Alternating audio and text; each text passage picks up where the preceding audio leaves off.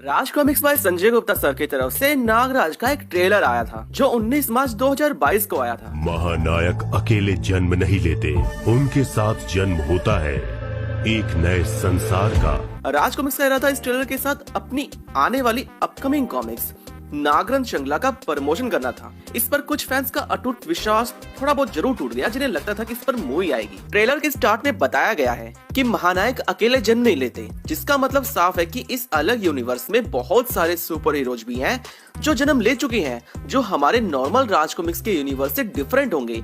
ये कहानी सेट है आरसी के मेन यूनिवर्स से अलग दूसरे यूनिवर्स में, जहाँ पर सुपर हीरो की कॉस्ट्यूम, पावर, एबिलिटीज थोड़ा अलग अलग हमें देखने को मिलेगी। नरनाशक नागराज जो मंदिर में शिवलिंग के पास बैठा है, कुछ ऐसा ही हमें आदि पर्व कॉमिक के फ्रंट पेज पे देखने को मिला था। अपने अस्तित्व की तलाश में शायद वो यहाँ पर खिंचा चला आया है। दूसरी तरफ हमें दरादन डोगा देखने को मिला, जो किसी बिल्डिंग के हेलीपैड पर खड़ा हुआ अपना मास्क उतारता है, जहाँ इसका चेहरा उतना अच्छा हमें देखने को नहीं मिल रहा है, बिल्कुल कुत्ते जैसा है। ये एक म्यूटेंट है जिस वजह से इसका चेहरा ऐसा हो गया है। दूसरी तरफ अंधेरी रात में चांद की रोशनी में क्रोध केतु को भी एक बहुत ही खूंखार भेड़िए में बदल रहा होता है। उसका बेहतरीन ट्रांसफॉर्मेशन हमें देखने को मिला, जहां हमें इसकी ओरिजिन में पता चला था कि इसने कोबी ने अपनी माँ को मारा था, जिसके श्राप की वजह से पूर्णमासी की रात को भेड़िया बन जाता है। ये कुछ हद तक हमें मार्वल के हल की याद दिलाता है। फिर अगला सीन हमें एंथोनी की तरफ दिखाया जाता है, जो किसी सूखे पेड़ के ऊपर हवा में लहरा रहा होता है, जिसका नाम इस यूनिवर्स में अंतहीन एंथोनी बताया गया है। ये बिल्कुल विक्रम बेताल की कहानियों के बेताल की तरह यहाँ पर लग रहा है। और कॉमिक्स में तो आप जानते ही हो, जहाँ पर नागराज इसे अपने कंधे पर सवार अपने अस्तित्व के बारे में जान भी रहा होता है और इसे रूपनगर के कब्रिस्तान में पहुंचा भी रहा होता है। फिर अगला सीन जुपिटर सर्कस में करतब दिखाते हुए हमारे शो स्टॉपर ध्रुव को दिखाया जाता है, जहाँ कोई अनजान शख्स वहाँ पर आग भी लगा चुका होता है। अगला सीन जहाँ नागराज किसी पहाड़ी पर खड़ा है, बैकग्राउंड में एक बहुत बड़ा सांप लहरा रहा होता है और यहाँ वो अपने कॉस्ट्यूम को चेंज करता हुआ राजनाग के रूप में दिखाई देता है।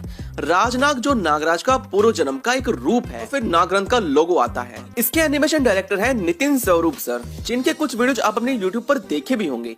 एपिग्राफिक स्टूडियोज ने बहुत ही अच्छा ट्रेलर निकाल कर लाई है, बस इसके डार्कनेस को कुछ ज्यादा ही दिखाया गया है और ये उतना कलरफुल लग नहीं रहा। डीसी में जैसे जैक स्नाइडर है, वो थोड़ा डार्क चीजें बनाते हैं, कुछ वैसी फीलिंग इस ट्रेलर को देखकर आ रही थी। यहाँ एक नेगेटिव चीज भी हुई, जहाँ ये ट्रेलर बहुत देरी से आया है, क्योंकि इससे पहले इसके प्रोमो, फर्स्ट लुक और टीजर भी आ चुके थे, जिसकी कोई खास जरूरत नहीं थी। और अगर इसे डायरेक्ट ही डाला जाता यूट्यूब पर और दिखाया जाता, तो पहली बार देखने पर ये बहुत ज्यादा इंप्रेसिव लग सकता था। मल्टीवर्स को लेकर पहली बार आरसी की तरफ से पहला वीडियो में देखने को मिला। बाकी सभी सुपर जो तिरंगा, शक्ति, इंस्पेक्टर स्टील, इन सबको भी आगे लाने का प्लान है। और अंडरवेयर को छोड़कर पैंट के ऊपर स्विच कर इनकी कॉस्ट्यूम को इस तरीके से दिखाना बहुत ही अच्छी चीज थी, जो राज कॉमिक्स ने आज के मॉडर्न डे में की है। राज कॉमिक्स पहली बार ऐसा नहीं कर रहा है कि वो प्रमोशन करने के लिए ऐसा वीडियो बना रहा है।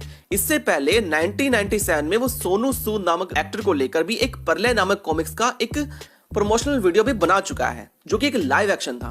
बस यहाँ पर तौसी, अप्सरा, विसर्पी, इन सबको भी अगर इस ट्रेलर में हल्का फुल्का कई जगह मिल जाती तो और भी अच्छा बन सकता था। जहाँ राज कॉमिक्स के मेन यूनिवर्स में सब कुछ हैप्पी पॉजिटिव दिखाया गया है, तो यहाँ पर बिल्कुल डार्क चीजें होंगी। और डार्क चीज दिखाकर जो एक्सपेरिमेंट करेंगे संजय गुप्ता सर, वो तो कमाल का लगने वाला है। अगर आपको नागराज की नशीली आंखें ट्रेलर में पसंद आई हो, तो वीडियो को लाइक, शेयर और चैनल को सब्सक्राइब करो ऐसी वीडियोज और देखने के लिए। महानायक अकेले जन्म नहीं लेते, उनके साथ जन्म होता है एक नए संसार का।